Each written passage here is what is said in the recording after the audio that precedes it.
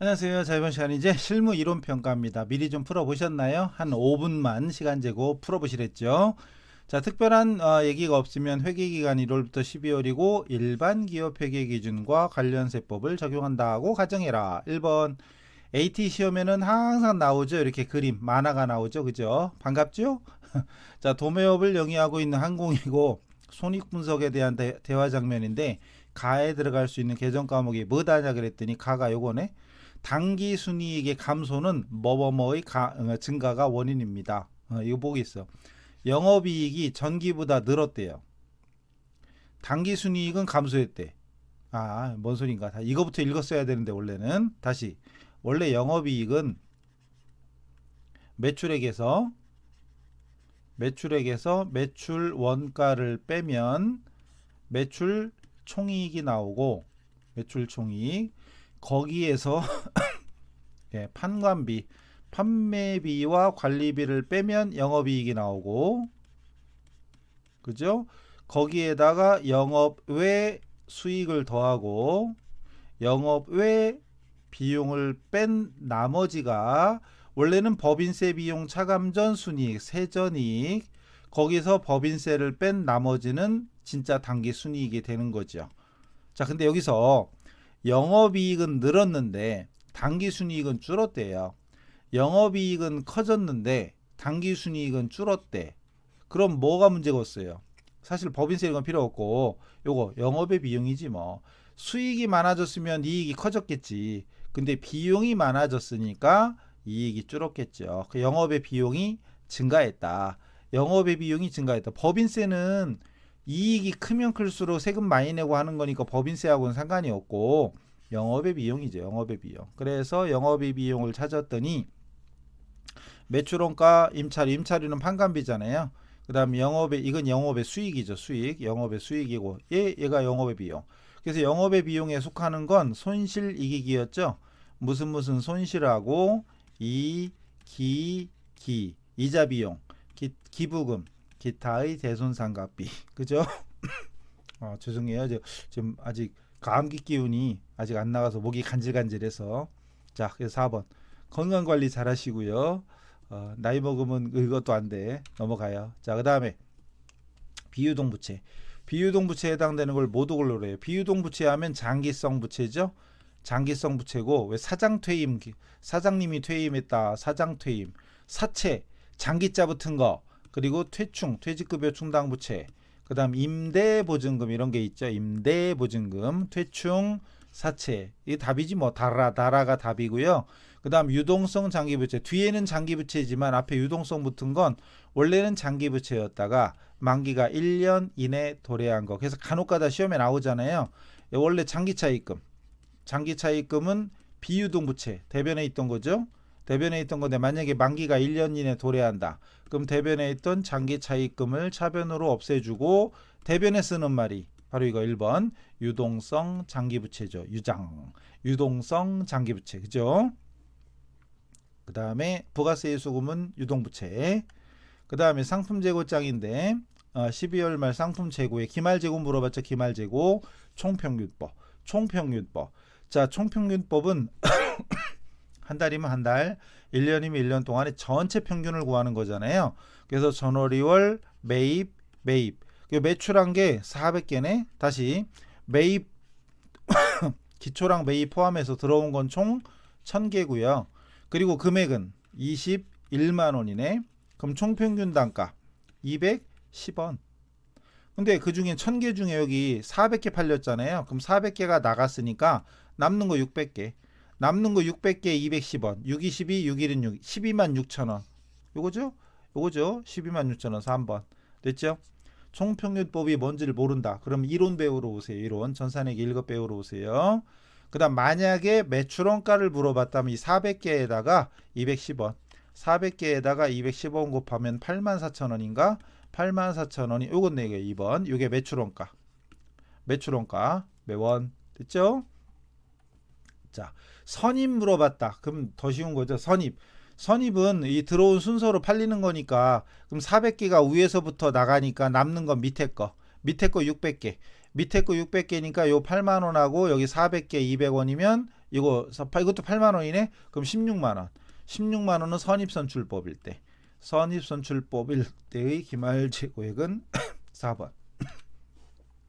4번. 자, 도매업 영위하고 있고요. 대손. 특히 AT에서는 대손 많이 나옵니다. 손익계산서에 계상할 과목과 금액은 얼마냐? 온라인으로 바이러스 퍼지진 않겠죠? 감기가 났는데 옮을 염려 마시고 계속 들으세요. 자, 계정 과목. 손익계산서에 계상하는 과목. 자, 먼저 파산해서 대여금. 대여금이요? 대여금이 회수 불가능하게 됐다고요? 이거 매출 채권이 아니잖아. 매출 채권이 대손되었으면 그냥 대손 상각비. 그리고 이제 참고로 이제 요즘은 손상차손이라고 많이 나와요. 이제 특히 국제회계 기준 같은 경우는 손상차손입니다. 근데 이건 대여금이니까 그냥 대여금이 대손상각비가 아니죠. 기타의 대손상각비죠. 1, 2번, 2, 4번 중에 하나. 그 다음에 그 이전에 대손 충당금이 대여금에 대한 충당금이 80만 원 있었대요. 근데 지금은 대손 예상하는 거예요. 대손 발생하는 거예요. 발생하는 거잖아요. 그럼 일단 죄송해요. 대변의 단기 대여금부터 200만 원 없애주고 충당금은 대변에 있던 거죠. 차변으로 없애줘야 됩니다. 80만 원을 없애준 나머지만 기타의 대손상각비니까 결국은 요거죠. 그래서 2번이 답이죠. 됐죠? 충당금 없었으면 그냥 전액 기타의 대손상각비입니다. 그냥 대손상각비는 매출채권. 매출채권에 대한 건 대손상각비 판관비고 기타의 대손상각비는 영업외 비용이죠. 중요한 거죠? 중요합니다. 그 다음 무형자산. 무형자산에 관한 설명 좀 옳지 않은 거. 무형자산으로 인식하기 위해서는 식별이 가능하고 통제하고 있고 미래의 경제적 교육에 유입될 거라는 이 조건을 모두 충족해야 됩니다. 맞죠? 정의와 인식요건. 그 다음에 정의가 빠졌는데 정의는 이건 인식요건이고 이건 인식되기 위한 요건이죠. 그 다음 정의가 어쩌고 저쩌고해서 물리적 형체가 없는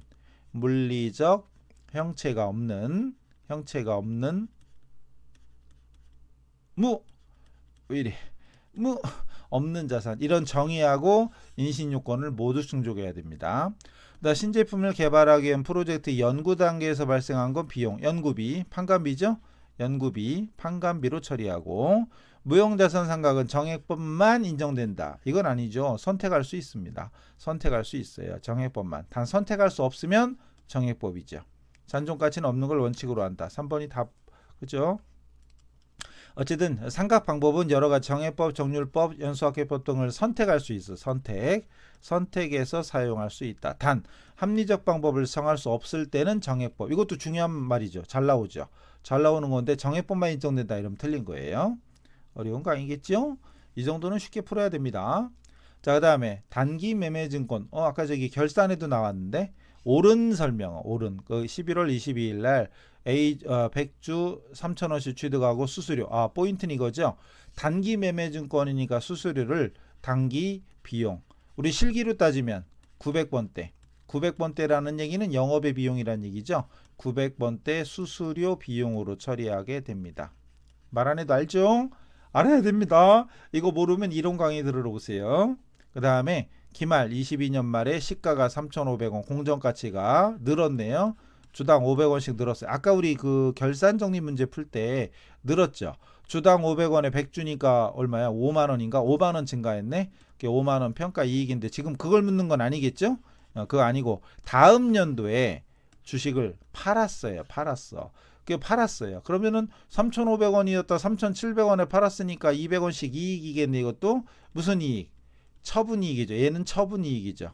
얘는 처분이익이고 아까 이건 평가이익이고 이건 평가이익입니다.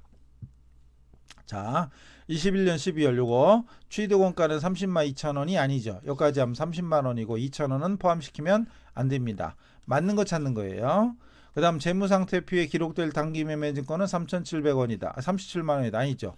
기말 공정가치가 35만원이니까 얘는 30만원이고 자, 기말 공정가치 무조건 기말 공정가치를 장부에 기록해야죠. 자, 그 다음에 손익계산서에 기록할 평가이익은 3만원이다. 가 아니라 5만원이었잖아요. 5만원이었고 답은 4번. 처분이익은 2만 원이다. 주당 200원씩 100주니까 2만 원. 맞지요? 끝. 어려운 거 아니죠. 포인트는 수수료를 비용으로 처리한다. 단기 매매증권은. 그 다음 회계 처리 중에 옳지 않은 거 틀린 거. 직원들의 어쩌고저쩌고는 복리후생비. 맞죠? 직원 역량 강화를 위한 학원 지원비, 교육훈련비. 맞죠? 직원들. 거래처 직원이니까 접대비. 맞지요? 회사 부담금, 건강보험료는 예수금. 예수금은 이건 종업원 부담금.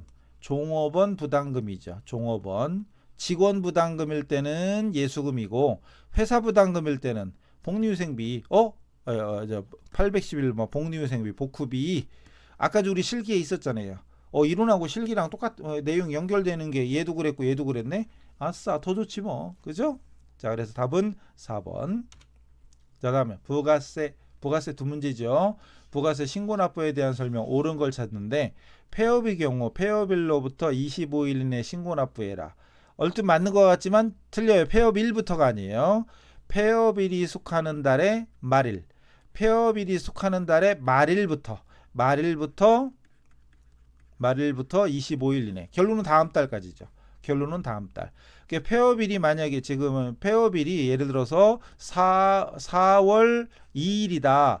그럼 4월 2일부터 25일까지가 아니라 폐업일이 속하는 달의 말일이 4월 말일이잖아요. 4월 말일부터 25일이니까 5월 25일까지 납부해야 되는 겁니다. 틀렸고 답이죠.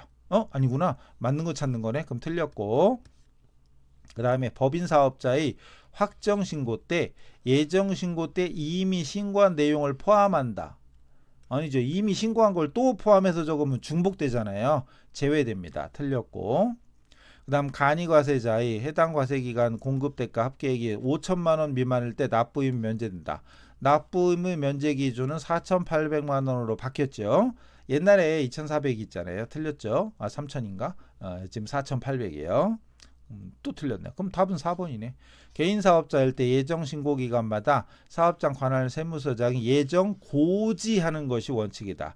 개인사업자는 고지, 즉 예정신고가 아니라 고지예요. 세무서에서 고지서 나오는 거지. 얼마 내라 이거죠. 고지가 원칙입니다. 고지. 됐죠? 자, 9번. 재화의 공급 시기. 공급 시기, 즉 과세 시점. 과세를 언제 할 거냐. 그리고 공급 시기는 회계로 따지면 매출 수익. 회계로 따지면 매출 수익의 인식 시점이나 인식 시기나 시점이나 비스무리한 겁니다.